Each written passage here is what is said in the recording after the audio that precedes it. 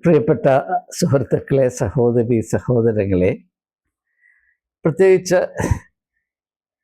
ക്രിസ്തീയ വിശ്വാസികളായ സുഹൃത്തുക്കളെ, ഇപ്പോൾ തിരുവനന്തപുരം പാളയത്തുള്ള ക്രൈസ്റ്റ് ചർച്ച് സംബന്ധമായ ചിന്തകൾ അല്പം വിവാദ സ്വഭാവമുള്ള യാഥാർത്ഥ്യങ്ങൾ നമ്മൾ ശ്രദ്ധയിൽപ്പെട്ടുകൊണ്ടിരിക്കുകയാണല്ലോ.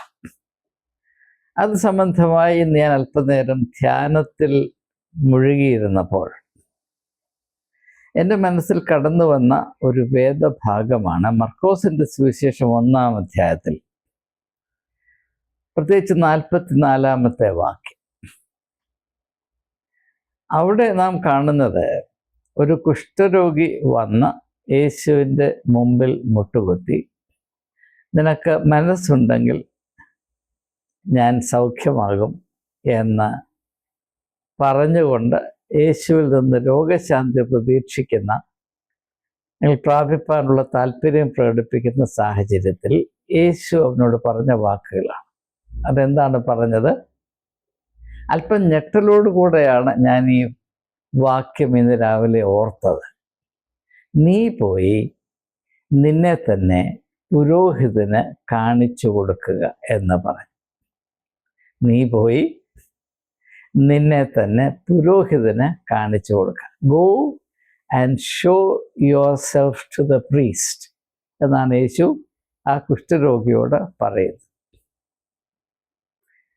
ആ സമയത്ത് എൻ്റെ മനസ്സിൽ കടന്നു വന്നൊരു ചിന്ത, ഇപ്പോഴത്തെ അവസ്ഥയിൽ, അതായത് കേരളത്തിൽ ക്രിസ്ത്യാനികളുടെ ഇടയിൽ സഭകളുടെ പശ്ചാത്തലത്തിൽ ഇപ്പോൾ സ്ഥിതി ചെയ്യുന്ന അവസ്ഥയിൽ ഒരു കുഷ്ഠരോഗിയോട് യേശു പറയുകയാണ്, നീ പോയി നിന്നെ തന്നെ ആ പള്ളിയുടെ, അതായത് ക്രൈസ്റ്റ് ചർച്ച് പാളയത്തിലെ അവിടെ അടക്കി ഭരിക്കുന്ന പുരോഹിതന് കാണിച്ചു കൊടുക്കാം എന്ന് പറയുന്നു. ആ പാവം കുഷ്ഠരോഗി അനുസരിക്കാതിരിക്കാൻ ഒരു നിർവാഹവും ഇല്ലാത്തത് കൊണ്ട് പേടിച്ചും വിറച്ചും മറച്ചും മടിച്ചും പാഴ്സനേജിലേക്ക് ചെല്ലുന്നു. അച്ഛൻ വസിക്കുന്ന ആ ഭവനത്തിലേക്ക്, പാഴ്സനേജിലേക്ക് ചെല്ലുന്നു.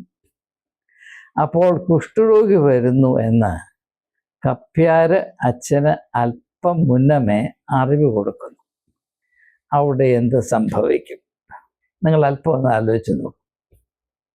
അങ്ങനെ യേശുവിൻ്റെ നിർദ്ദേശപ്രകാരം കടന്നു വന്ന് തന്നെ തന്നെ പുരോഹിതന് കാണിച്ചു കൊടുക്കാനായി വരുന്ന കുഷ്ഠരോഗിയുടെ അപ്പോഴത്തെ അവസ്ഥയും അനുഭവം എന്തായിരിക്കും എന്നത് ഞാൻ നിങ്ങളുടെ വിഭാവനയ്ക്ക് വിട്ടുതരുന്നതാണ് നല്ലത്. ഞാനത് സൂചിപ്പിക്കുന്നത് മറ്റൊന്നുമല്ല, നമ്മുടെ ഇടയിൽ സംഭവിച്ച വലിയ വലിയ മാറ്റങ്ങൾ നാം തിരിച്ചറിയണം. പ്രത്യേകിച്ച് പ്രയാസത്തിലും അരിഷ്ടതയിലും ദുഃഖത്തിലും വേദനയിലും ഇരിക്കുന്ന ആളുകളെ കരുതുവാനുള്ള നമ്മുടെ കടമ നാം എത്രമാത്രം ഉപേക്ഷിച്ചു കളഞ്ഞു അല്ലെങ്കിൽ മറന്നു കളഞ്ഞിരിക്കുന്നു എന്നത് നാം തിരിച്ചറിയേണ്ട ഒരാവശ്യമുണ്ട്. ഞാനിപ്പോൾ ഓർക്കുന്നത്, ഞാൻ പരാതി പറയുകയാണെന്ന് നിങ്ങൾ വിചാരിക്കരുത്, ചില യാഥാർത്ഥ്യങ്ങൾ സൂചിപ്പിക്കേണ്ട അത്യാവശ്യമുള്ളത് കൊണ്ട് മാത്രം സ്വന്തം അനുഭവത്തിൽ നിന്നും ചില കാര്യങ്ങൾ ഞാൻ പറയട്ടെ, അല്ലെങ്കിൽ ഒരു കാര്യമെങ്കിലും പറയട്ടെ. ഞാൻ 2016 തിരുവനന്തപുരത്ത് തുടർച്ചയായി താമസമാക്കിയത്. അതിനുശേഷം ഏതാണ്ട് 1.5 വർഷം ഞാൻ തനിച്ചാണ് തിരുവനന്തപുരത്ത് ഏകനായിട്ട് എൻ്റെ ഭവനത്തിൽ, അതായത് പേരൂർക്കടയിലുള്ള എൻ്റെ കുടിലിൽ വസിച്ചു. ഈ 1.5 വർഷക്കാലം ക്രൈസ്റ്റ് ചർച്ച് പാളയത്തിലെ ഒരു പുരോഹിതനോ അതിലെ ഭാരവാഹികളോ, പ്രത്യേകിച്ച് സെക്രട്ടറിമാനോ, ആരും ഇങ്ങനെ ഒരാൾ ജീവിച്ചിരിപ്പുണ്ടോ ചത്തുപോയോ എന്ന് അന്വേഷിച്ചിട്ടില്ല. ഞാൻ അവിടുത്തെ അംഗമാണ്. ഞാൻ എല്ലാ ഞായറാഴ്ചയും അവിടെ പോകാറുമുണ്ട്. ഞാൻ അതിനിടെ പലതവണ അനാരോഗ്യം കൊണ്ട് പോകാതിരുന്ന സാഹചര്യങ്ങളിൽ ഇയാളെ കണ്ടില്ലല്ലോ, ഈ മുതുക്കനെ കണ്ടില്ലല്ലോ, അവനെന്ത് പറ്റി എന്നൊന്ന് അന്വേഷിക്കുന്നൊരു സ്വഭാവം ആരും 1.5 വർഷത്തിനിടയിൽ കാണിച്ചിട്ടില്ല എന്ന് സത്യമായി ഞാൻ നിങ്ങളോട് പറയുന്നു. ഇനി ഇവൻ്റെ അനുഭവം പറഞ്ഞാൽ, ഞാനൊരു അധ്യാപകനായിരുന്നു. എൻ്റെ ക്ലാസ്സിൽ ഏതെങ്കിലും ഒരു വിദ്യാർത്ഥി 2 ക്ലാസ് തുടർച്ചയായി ആബ്സെൻ്റ് ആയിരുന്നാൽ ഞാൻ കോളേജ് ഓഫീസിൽ പോയി ആ വിദ്യാർത്ഥിയുടെ അഡ്രസ്സ് കണ്ടുപിടിച്ച് ആ വിദ്യാർത്ഥിയുടെ വീട് സന്ദർശിച്ച് എന്തുകൊണ്ട് വരാൻ കഴിഞ്ഞില്ല എന്ന് മനസ്സിലാക്കാൻ എക്കാലത്തും കൂട്ടാക്കിയിരുന്നു.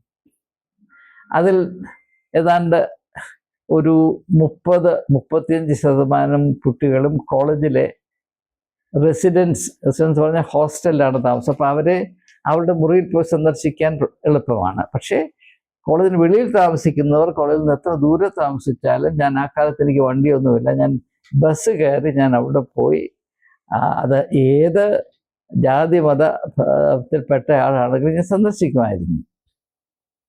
കാരണം ഒരു അധ്യാപകൻ ആശയങ്ങൾ അല്ലെങ്കിൽ വിജ്ഞാനം വിളമ്പി കൊടുക്കുന്ന ആൾ മാത്രമല്ല, കരുതലിൻ്റെ സംസ്കാരമുണ്ടെങ്കിൽ മാത്രമേ ഒരു വ്യക്തിയുടെ വ്യക്തിത്വ വികസനം പൂർണ്ണമാകുകയുള്ളൂ എന്ന് തിരിച്ചറിഞ്ഞ് അപ്രകാരം തൻ്റെ വിദ്യാർത്ഥികൾക്ക് വ്യക്തിത്വത്തിൽ വികസനം പ്രാപിപ്പാൻ ഏതെല്ലാം വിധത്തിൽ സഹായം നൽകാം, സംഭാവന നൽകാം എന്ന് നിരന്തരം അന്വേഷിക്കുന്ന വ്യക്തിയാണ് ഒരു അധ്യാപകൻ. പക്ഷെ ഇപ്പോൾ എത്ര അധ്യാപികമാർ അങ്ങനെ ചെയ്യുമെന്ന് എനിക്കറിയില്ല. ഞാൻ ഈ പാഠം പഠിച്ചത്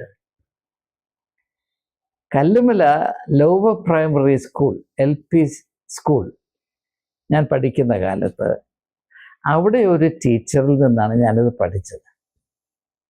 ഒരു ദിവസം ഞാൻ നന്നേ രോഗബാധിതനായി ബാലനായ ഈ മനുഷ്യൻ ക്ലാസ്സിൽ പോകാതിരുന്നപ്പോൾ, ഞാൻ ക്ലാസ്സിൽ ഇല്ല എന്ന് തിരിച്ചറിഞ്ഞ എൻ്റെ ക്ലാസ് ടീച്ചർ വൈകിട്ട് വീട് സന്ദർശിക്കുകയും, അപ്പോൾ മനസ്സിലായി എനിക്ക് മാത്രമല്ല എൻ്റെ അമ്മയ്ക്കും അസുഖമാണ്, ആകപ്പാടെ എല്ലാം പ്രയാസത്തിലാണ് എന്നറിഞ്ഞ ടീച്ചർ അവരുടെ ഭവനത്തിൽ തിരിച്ചുപോയി അവരുടെ കുടുംബത്തിന്, ഭർത്താവിനും മക്കൾക്കും ആവശ്യമായ ഭക്ഷണമൊക്കെ പാചകം ചെയ്ത് അവരെയെല്ലാം വേണ്ടതുപോലെ പരിചരിച്ച് രാത്രി 8 മണി കഴിഞ്ഞപ്പോൾ വീണ്ടും എൻ്റെ വീട്ടിൽ വന്നു. ഞാൻ പാതിരാത്രി ആയപ്പോൾ എനിക്ക് പനി കലശലായതുകൊണ്ട് ഡെലീറിയം പോലെ ഉള്ളൊരു അവസ്ഥയിലായിരുന്നു. ഞാൻ പാതിരാത്രി കണ്ണു തുറന്നപ്പോൾ കണ്ടത് എൻ്റെ ക്ലാസ് ടീച്ചർ എൻ്റെ തലയിൽ കൈവച്ച് എനിക്ക് വേണ്ടി പ്രാർത്ഥിച്ചുകൊണ്ടിരിക്കുന്നതാണ്.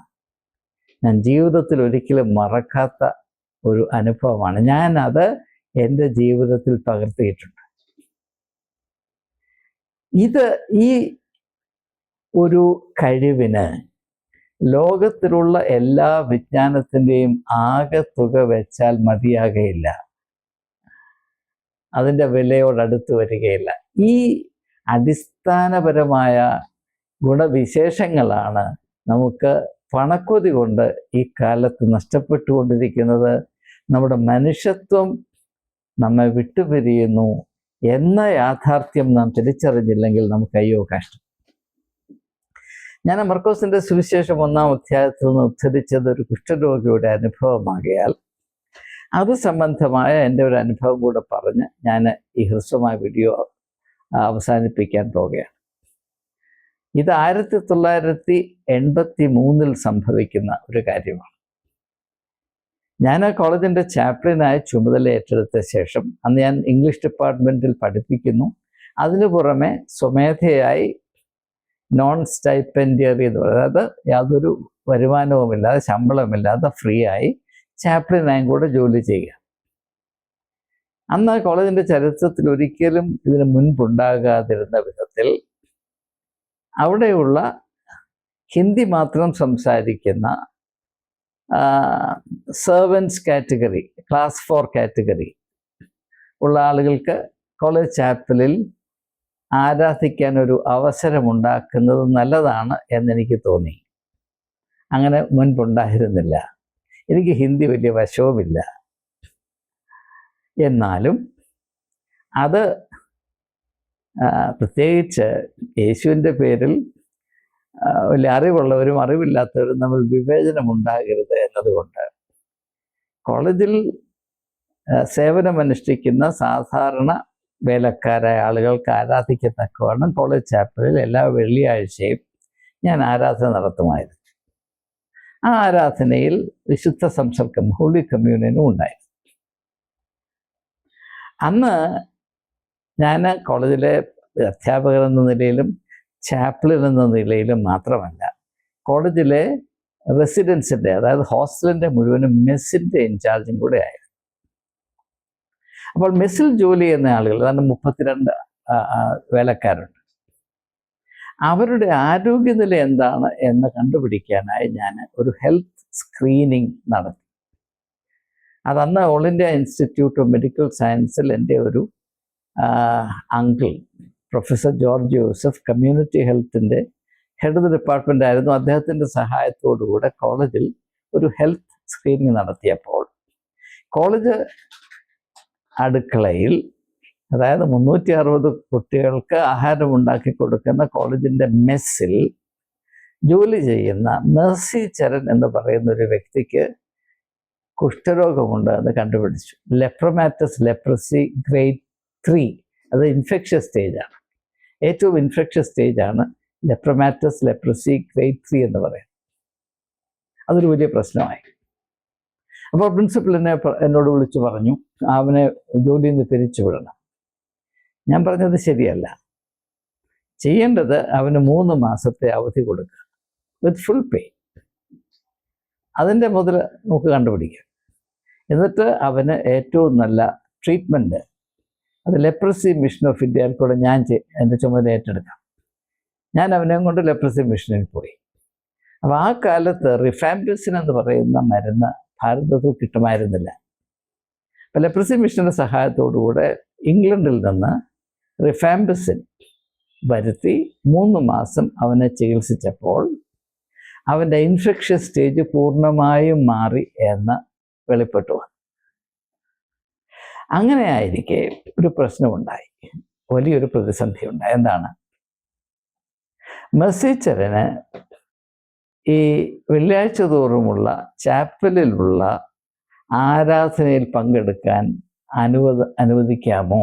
പ്രത്യേകിച്ച് അവനോട് വന്നിരുന്നോട്ടോ കുഴപ്പമില്ല, പക്ഷേ ഈ വിശുദ്ധ സംസർഗത്തിൽ ഒരേ കപ്പിൽ നിന്ന് വേണമല്ലോ കുടിക്കാൻ. മെസ്സിച്ചരൻ കുടിക്കുന്ന കപ്പിൽ നിന്ന് ബാക്കിയുള്ളവർക്ക് കുടിക്കാനൊക്കുമോ? അതെല്ലാവർക്കും വലിയ പ്രശ്നമായി. അതിലുണ്ടായിരുന്ന ഭൂരിപക്ഷം ആളുകൾ ഒരു ഡെലിഗേഷൻ പോലെ എൻ്റെ വീട്ടിൽ വന്ന് പറഞ്ഞു, മെസ്സിച്ചരനെ ഇതിൽ നിന്ന് ഒഴിവാക്കണം, അല്ലെങ്കിൽ ഞങ്ങൾ ഇതിൽ പങ്കെടുക്കത്തില്ല, ഞങ്ങൾ ഇത് വിട്ടുപോകും. ഞാൻ പറഞ്ഞു, നിങ്ങൾ എനിക്കൊരു ദിവസം ഇതിനെപ്പറ്റി ചിന്തിക്കാൻ അവസരം നൽകണം. ഒരു പിറ്റേ ദിവസം വന്നു. ഞാൻ രാത്രി മുഴുവൻ ഇതിനെപ്പറ്റി വളരെ ഭാരത്തോടെ പ്രാർത്ഥനയോടെ ചിന്തിച്ചു. ഞാനൊരു തീരുമാനത്തിലെത്തി. മെർസി ചരനെ ഒഴിവാക്കുന്നത് ശരിയല്ല. കാരണം അവൻ 3 മാസം ട്രീറ്റ്മെൻറ്റ് കഴിഞ്ഞ് അവൻ്റെ ഇൻഫെക്ഷ്യസ് സ്റ്റേജ് കഴിഞ്ഞതാണ്. അവനെ അതിൽ ഉൾപ്പെടുത്തുന്നത് കൊണ്ട് ഒരു പ്രയാസവും ആർക്കും ഒരു അപകടവുമില്ല. പിന്നെ മനുഷ്യൻ്റെ ഓരോ ധാരണയിൽ, അവൻ്റെ സൗന്ദര്യബോധത്തിൽ, എസ്തെറ്റിക് സെൻസിൽ, അങ്ങനെ ഒരു കുഷ്ഠരോഗിയായിരുന്ന മനുഷ്യൻ കുടിച്ച കപ്പിൽ നിന്ന് ഞങ്ങളും കുടിക്കേണ്ടി വരുന്നത് ശരിയല്ല എന്ന ഒരു പ്രെജുഡിസാണ് ഇവിടെ. ഞാൻ അവരോട് പറഞ്ഞു, മെർസി ചരനെ ഒഴിവാക്കുന്ന പ്രശ്നമില്ല. മെർസി ചരൻ കുടിക്കുന്ന അതേ കപ്പിൽ നിന്ന് ഞാൻ ആദ്യം കുടിക്കും, പിന്നെ നിങ്ങൾ കുടിച്ചാൽ മതി. ഞാൻ ദീർഘിപ്പിക്കുന്നില്ല. ആ വലിയ പ്രതിസന്ധി തരണം ചെയ്യാൻ സാധിച്ചു. ആരും വിട്ടുപോയില്ല എന്ന് മാത്രമല്ല, അതൊരു വലിയ ആത്മീയ വർധനവിൻ്റെ അവസരമായത് മാറി എന്നതാണ് എൻ്റെ യാഥാർത്ഥ്യം. ഞാൻ പറഞ്ഞു വന്നത്, അത് കരുതലിൻ്റെ കണ്ണിൽ കൂടെ നോക്കുമ്പോൾ മാത്രമേ അങ്ങനെ ഒരു വ്യക്തിയെ അങ്ങ് ഒഴിവാക്കുന്നത് നല്ലതല്ല എന്ന് നമുക്ക് മനസ്സിലാക്കാൻ സാധിക്കുകയുള്ളൂ. രോഗം വന്ന മെർസി ചരനും രോഗം വരാതിരിക്കുന്ന ആളുകളും ദൈവസന്നിധിയിൽ ദൈവത്തിൻ്റെ കണ്ണിൽ തുല്യ വിലയുള്ളതാണ് എന്നതാണ് സുവിശേഷത്തിൽ കൂടെ ഞാൻ പഠിച്ചത്. അത് നടപ്പാക്കാൻ കഴിയാത്ത വിധത്തിൽ ഞാൻ എന്തിനാണ് ആരാധന നടത്തുന്നത്? ആ ആരാധനയിൽ എന്ത് ആത്മീയമായ വെളിച്ചമാണുള്ളത്? അതുകൊണ്ട് യേശുവിൻ്റെ പഠിപ്പീരുകളുടെയും മാതൃകയുടെയും വെളിച്ചത്തിൽ ഞാൻ എടുത്ത തീരുമാനം ദൈവം മാനിച്ചു എന്ന് പറഞ്ഞാൽ മാത്രം മതി. ഞാൻ പറഞ്ഞു വന്നത്, ഇപ്പോഴത്തെ അവസ്ഥയിൽ യേശു ഒരു പുരോഹിതനോട് പറയുകയാണ്, ഒരു കുഷ്ഠരോഗിയോട് പറയുകയാണ്, നീ പോയി ഇന്ന അച്ഛനെ കാണിക്കുക, അദ്ദേഹം പറയുന്ന പോലെ ചെയ്യുക എന്ന് പറഞ്ഞാൽ അവിടെ എന്ത് സംഭവിക്കും? ഇത് നിങ്ങളുടെ വിഭാവനയ്ക്ക്, പ്രത്യേകിച്ച് അങ്ങനെ ഒരു കുഷ്ഠരോഗിയെ ക്രൈസ്റ്റ് ചർച്ച് പാളയത്തിൻ്റെ ചുമതലയിലുള്ള ഒരു ചക്രവർത്തിയെ പോലെ, ആരെങ്കിലും ഒരു എഴുത്ത് എഴുതാൽ 3 എഴുത്ത് എഴുതിയാലും എനിക്ക് അവന് മറുപടി കൊടുക്കാൻ സമയമില്ല, അങ്ങനെ മറുപടി കൊടുക്കുന്നത് എൻ്റെ സ്ഥാനത്തിന് നാണക്കേടാണ് എന്ന് വിചാരിക്കുന്ന ആ ഒരു ആത്മധൈര്യത്തിൻ്റെ മകുട ഉദാഹരണമായ ഒരു അച്ഛനെ കാണാൻ ഒരു കുഷ്ഠരോഗി ചെന്നാൽ എന്ത് സംഭവിക്കും? നിങ്ങൾ ആലോചിച്ച് തീരുമാനിച്ചാൽ, ഞാനായിട്ടൊന്നും പറയരുത്. നമസ്കാരം.